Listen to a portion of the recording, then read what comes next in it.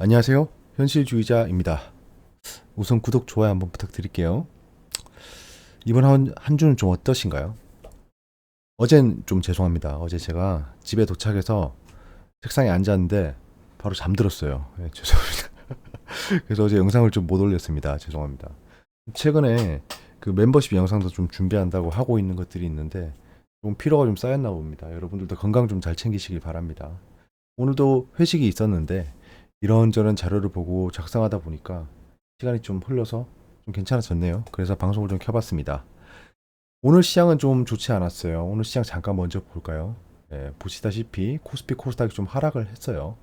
상승 하락 종목 수가 그렇게 크게 차이 나지 않는 건 대형주들이 좀 버텨줬다라는 거죠.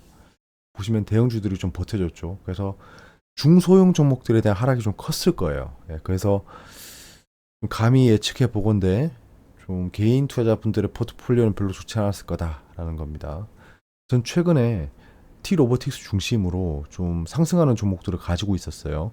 근데 어제부터 그 T 로보틱스를 좀 청산하기 시작했습니다. 청산하기 시작했어요. 지금 절반 이상 청산한 상태입니다. 그리고 에코프로를 좀 들어가고 있습니다. 에코프로. 말씀드렸다시피 에코프로가 전 고점을 돌파할 거다라는 일단은 좀 방향성을 가지고 있어요. 틀리다면 빨리 손절하고 나와야겠죠. 일단 그런 스탠스로 보고 있습니다. 그리 인내가 길진 않을 거예요. 제가 생각했던 흐름이 틀렸다면 바로 컷하고 나올 겁니다. 지금 미증시는 혼조세예요. 나스닥도 상승하고 있고 이 이유가 뭐냐라고 하면 여기 보시면 US 스탁이 혼조세다. 믹스트라고 하죠. After 파월이 또 무슨 얘기를 했습니다. Signals possible rate hike라고 하죠. 그러니까 금리 인상에 대한 가능성에 대한 신호를 줬다는 겁니다. 복잡하죠. 한글 기사를 볼까요? 자, 메파 파월의 AI 수출 규제까지 라는 얘기가 있습니다. 메파라고 하면 좀 금리를 인상해야 된다라는 게 메파라고 하는 거예요. 반대가 뭐죠? 비두기파죠. 비두기파. 영어로 하면 메파는 허키시라고 하고 비두기파는 다비시라고 합니다. 보시면 이제 포르투갈에서 열린 유럽 중앙은행 포럼에서 우리는 더 많은 긴축이 오고 있다고 본다라고 했어요. 그것을 진정 가능하게 하는 것은 무슨 소리죠?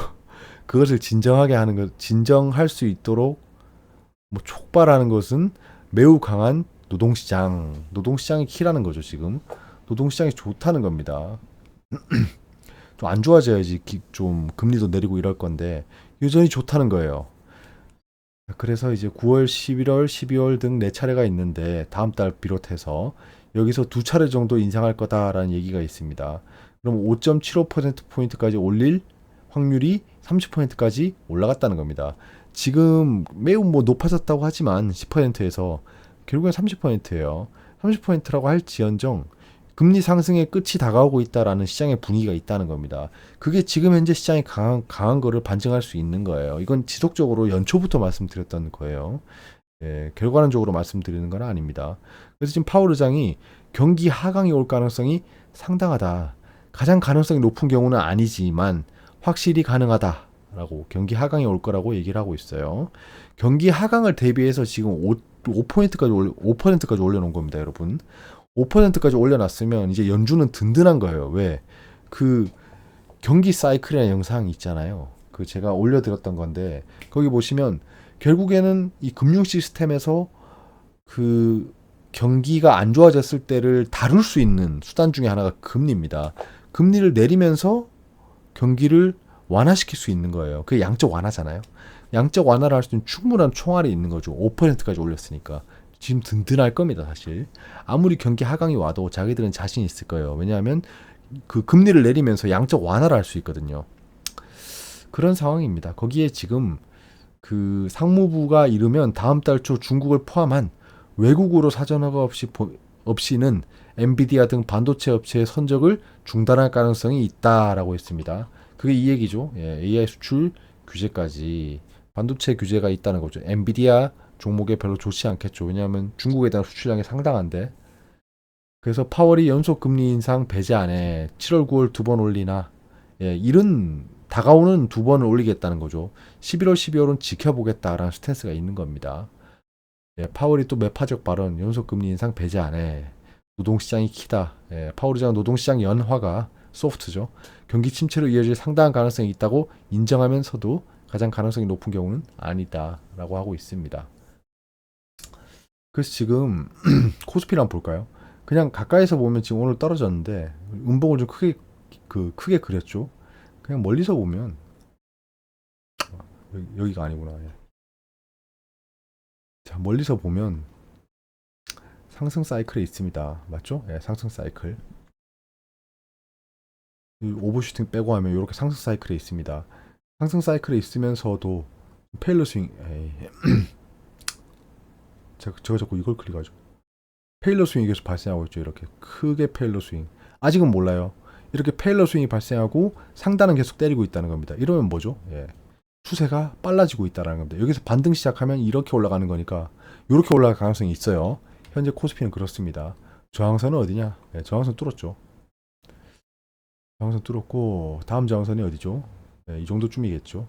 이 정도쯤이겠죠. 다음 저항선이 멀어요. 여기 지지해주고 올라가면 올라가고 지지해주고 올라가면 계속 올라갈 수 있는 흐름이 됐다라는 겁니다. 금리 인상 따위에 흔들릴만한 상황이 아닙니다. 지금. 코스닥 한번 볼까요? 아우 코스닥 더 세죠. 근데 에코프로를 봐야 돼요. 코스닥은 요렇게인데 여기서 지금 움직이고 있죠. 여기 떨어져도 요렇게 올라갈 수 있습니다. 아 이거 에코프로 타이밍이 좀 애매하긴 했네. 전 여기서 반등해서 올라갈 거라고 가정하고 있습니다. 현재는 그래요. 에코프로 좀 이따 차트를 보면서 얘기할게요.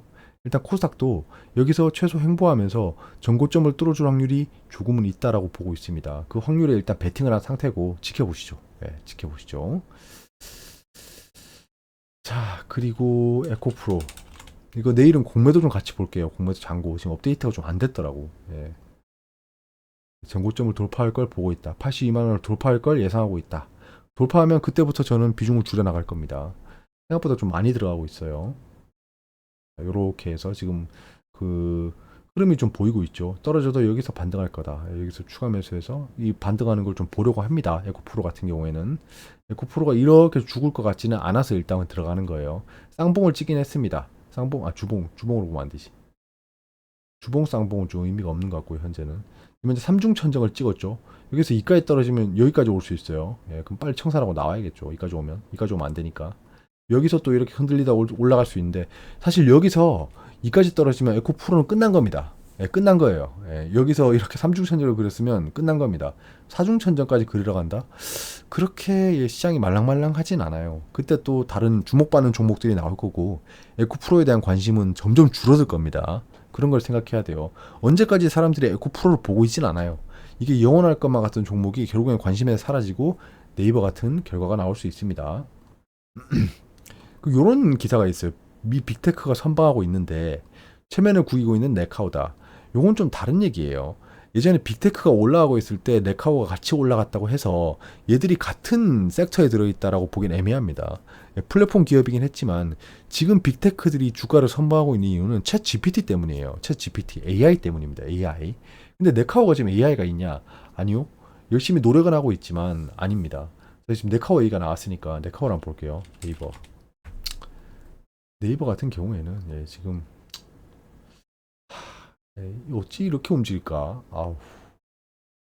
주봉으로 보면 어찌되었건 네이버는 상승 추세에 있습니다. 이렇게 상승 추세.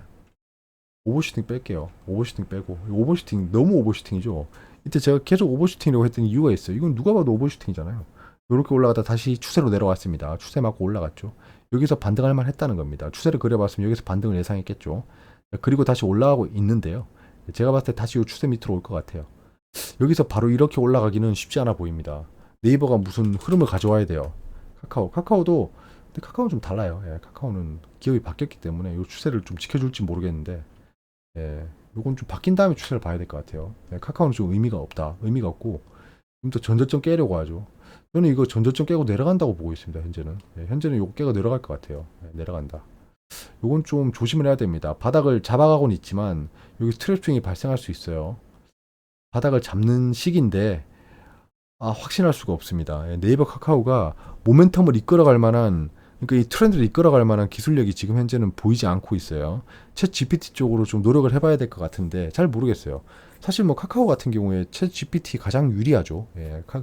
채팅 플랫폼을 가지고 있기 때문에 데이터도 많을 거고 그럴 건데 아직 움직임은 별로 없어 보이네요. 에코프로 BM도 볼까? 빅매. 에코프로 BM이 조금 더 강하긴 한데 아 얘도 좀 애매하다. 일단은 얘도 똑같습니다. 에코프로랑 같이 전고점을 뚫어내는지 볼게요. T로보틱스.